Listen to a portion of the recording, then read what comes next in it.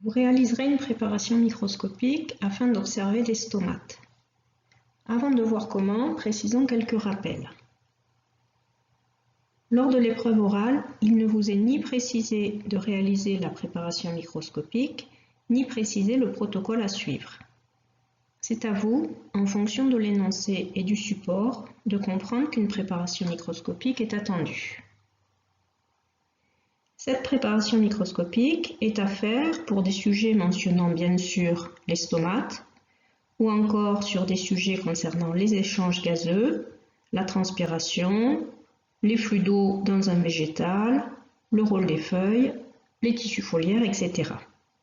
Sujet accompagné d'un végétal ou de feuilles.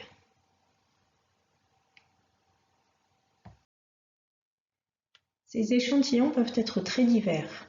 Il peut s'agir de monocotylédones, tels que le poireau ici, le blé ou encore le maïs par exemple, ou de dicotylédones, tels que le céleri branche. Ça peut être des plantes entières, comme le poireau entier, ou juste des feuilles. Ça peut être des échantillons matures, des plantes bien développées, telles que celles présentes sur les photos ici, ou encore de jeunes germinations, des plantules. On peut également, dans un sujet sur la circulation de l'eau, vous donner un échantillon, par exemple une feuille de céleri branche, dont la base est plongée dans du bleu de méthylène. On reparlera plus tard de ce type de support.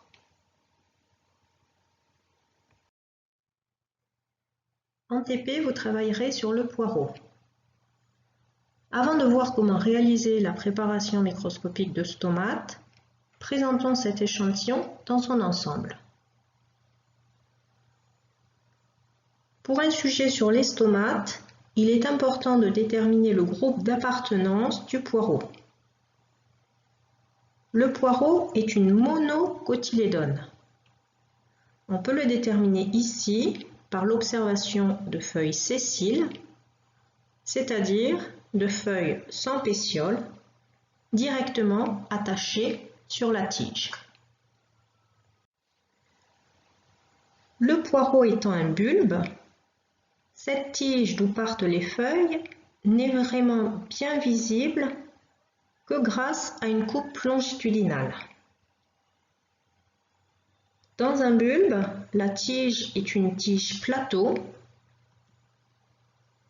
c'est-à-dire une tige trapue, assez plate, d'où partent, à partir d'un ou de quelques bourgeons, des feuilles hypertrophiées, c'est-à-dire des feuilles gonflées, chargées de réserve. Sur le poireau, les réserves sont accumulées dans la partie blanche des feuilles. La partie haute ensuite des feuilles, la partie verte, est dévolue à la photosynthèse. C'est là que se trouve la majorité des stomates. On a donc une monocotylédone, les feuilles sont sessiles, et si on regarde à la surface de ces feuilles, on repère des traits parallèles correspondant aux nervures parallèles. Troisième et dernier critère morphologique de monocotylédone, c'est la présence d'un appareil racinaire de type fasciculé.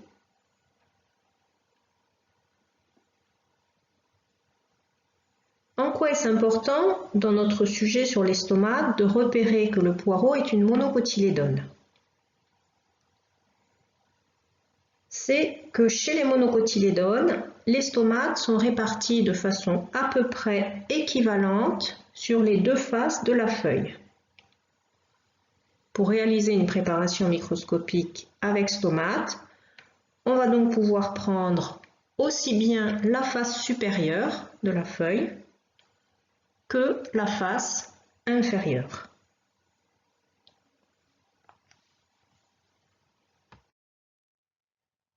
Comment allez-vous procéder? Vous prélèverez, en vous aidant d'un scalpel et d'une pince, un lambeau d'épiderme que vous placerez entre la mélamelle dans une goutte d'eau.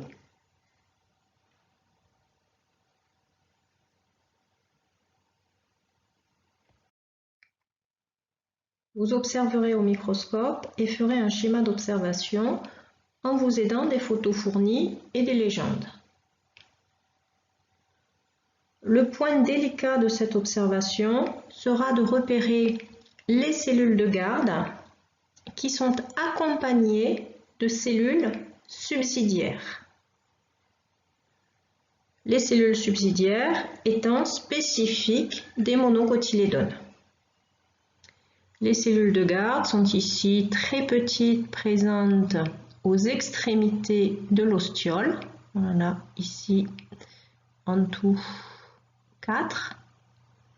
Et on repère ensuite les cellules subsidiaires assez grosses et de forme arquée, avec notamment les grains verts qui correspondent à leur chloroplaste.